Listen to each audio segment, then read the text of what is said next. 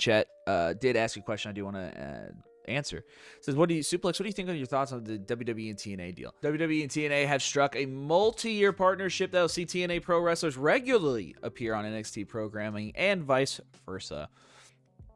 Well, I think that this is a good thing for wrestling. Now, let's get through the goods, right? Before I get to the bads. Let's have our dessert first.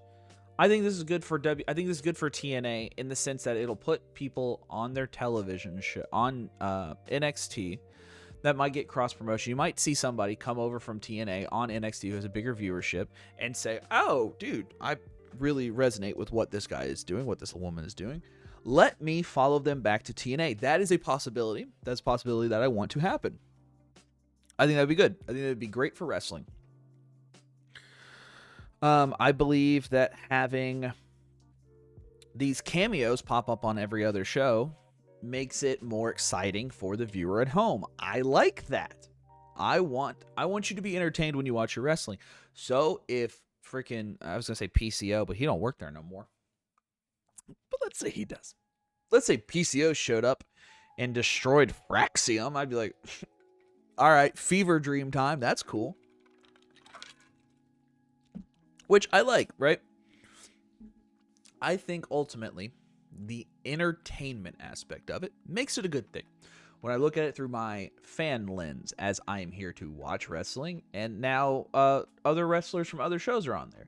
It's something that I like because it's one of the things that WWE does not really do, and they haven't done until recently, but selectively, and that is acknowledge that other wrestling companies exist.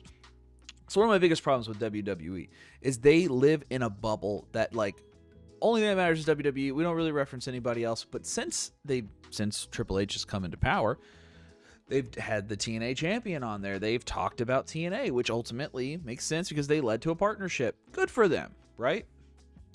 You're starting to hear, I heard when Penta debuted, I heard them mention Lucha Underground, right? Obviously, they're not mentioning AEW. I wonder why that is. Why can't you just acknowledge wrestling that exists in other places? I don't think it's giving AEW a bump because of saying Pentagon Jr. was a trios champion and a world tag team champion in his former promotion, AEW. Move on. Lucha Underground, move on. I think that kind of stuff needs to happen because I think pro wrestling is such a self-referential art form, right? There's so many things that happen in pro wrestling that has already happened in pro wrestling. We're just making references to it. I think you're doing a disservice by only really taking things from the playbook that your company has made. I think you should reference anything in wrestling. This is one thing I love about AEW. Look, I have not seen every single New Japan match in my entire life, but commentary, Excalibur, is going to put over the fact, like, did you see that drop kick that Kazuchika Okada just did to Tomohiro Ishii? That's reminiscent to their days back in Japan when he used to da-da-da-da-da. Right? I like that stuff. I like the references. It's the same thing in for example, in comic book movies, for example. If you're familiar with YouTube content creators, there's a channel called New Rockstars, and they just talk about all the Easter eggs and hidden details in movies. AEW does that stuff. AEW is like, did you watch this one Chikara show from 2015? Yes? Great. You're going to understand this reference. We're going to tie that in there for you. Also, there's going to be other references that Excalibur tells you about. And then there's going to be references to the show that they do. I like that. I want wrestling to be referential, which is, because you think about it, that's how you talk. How many times do you talk in movie quotes with your friends, or like, remember this thing? That's just how people behave, right? Other good things here. I think it's going to ultimately help TNA with a house. You know, people are going to go to more TNA shows when they realize that some of their NXT favorites are going to be there, right? I think that that's beneficial to TNA. Now, I'm going to read some of your comments, and then I'm going to get to maybe the ugly. Now, I am kind of peeking at some of them, and I do think that maybe they might lean negatively. WWE, James is saying, WWE is such a bad actor in the wrestling space. Ryan says, I'm cautiously optimistic about this because of past examples of WWE partnership with smaller orgs. The truth, and James responds, the truth is that this is a strategy to squash AEW. We'll get to that. I don't know if I necessarily agree. So I think that WWE has had a history of being a bad actor in the wrestling space. I think that I agree with that aspect, James. I think that WWE has done things that only benefit WWE, not ultimately the space of professional wrestling. When you think about it, WWE is not the only wrestling company, right?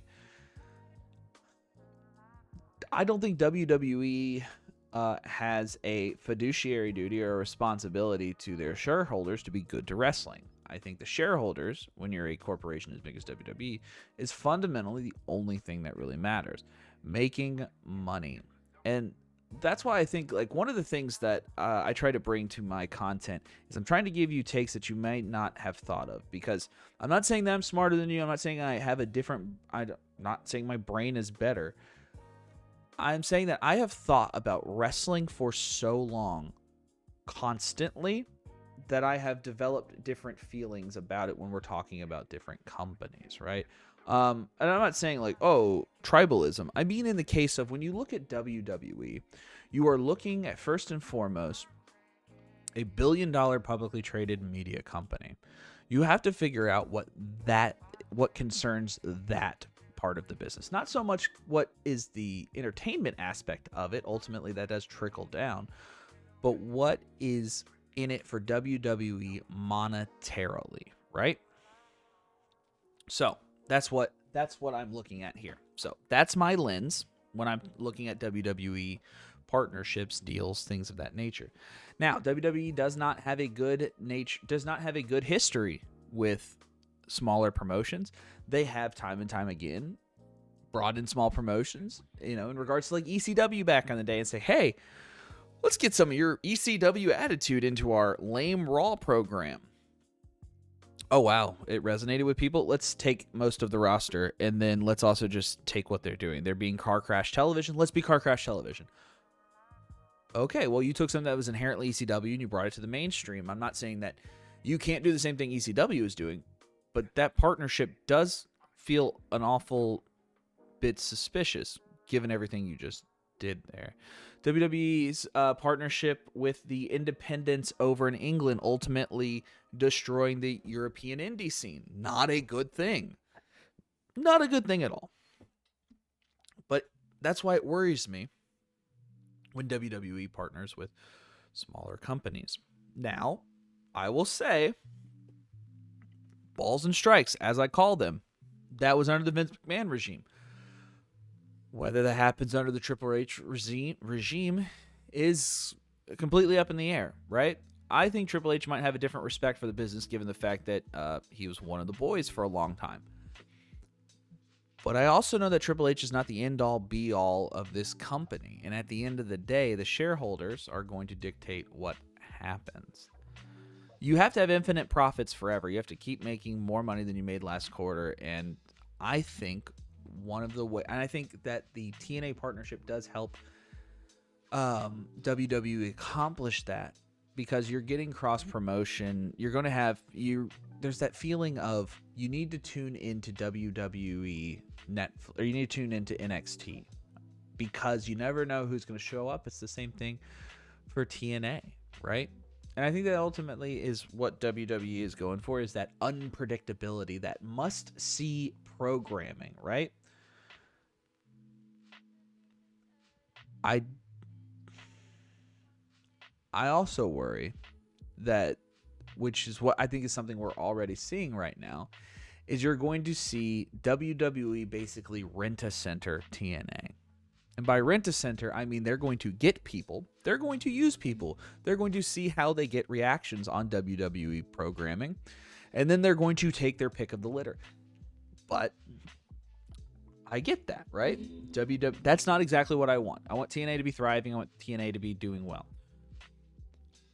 I can hold that in my mind and still make peace with the fact that WWE is the biggest company in professional wrestling. Those people who work for TNA would be going to WWE if WWE wanted them.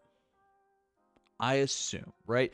Obviously, maybe there's somebody who's just like ideologically just against going to WWE and wants to do their own way. Okay, Yeah, sure. But I'm talking about the mass portion of that roster. Jordan Grace, right? Joe Hendry.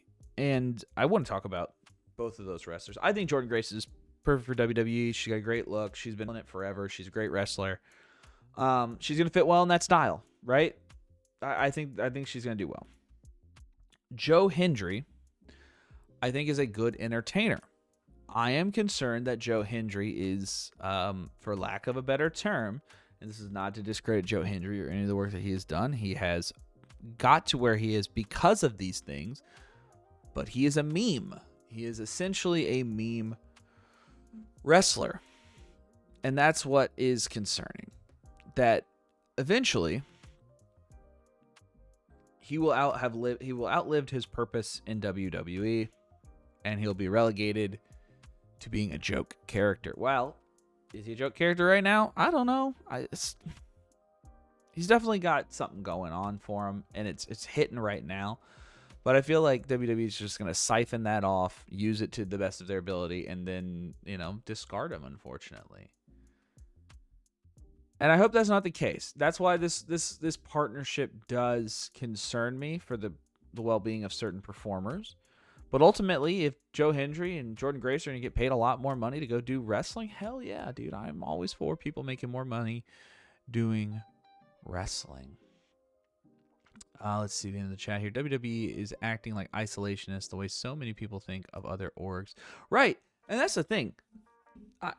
The people who look at WWE wrestling and they're like, this is the supreme order of things and WWE is the only real wrestling. I have some news for you.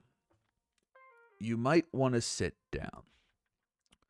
Everybody else outside of the pro wrestling space does not see the difference between WWE, AEW, New Japan. They see guys wrestling in their underwear. They're going to call it fake and call you a dork. You differentiating these promotions isn't for the average person. It's for other wrestling fans. It's for other wrestling dorks like myself.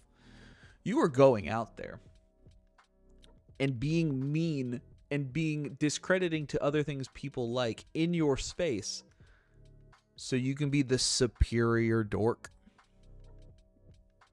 Why? Really? I'm asking, dog, it's all wrestling. Our subculture is this big. And when we section it off, it's this big. It's this big. It's this big. It's this big. When everybody else in the outside world looks at the thing that we love and calls it stupid, why are you fighting with people who you ideologically agree with on almost every single facet? We love pro wrestling. We love pro wrestling so much we want to talk about it on the internet. We love pro wrestling so much we're making content about it. You're viewing content about it right now. You're watching supplemental things to pro wrestling. We all like those things. But you want to be a complaining, whiny about it. About the thing that you like is better.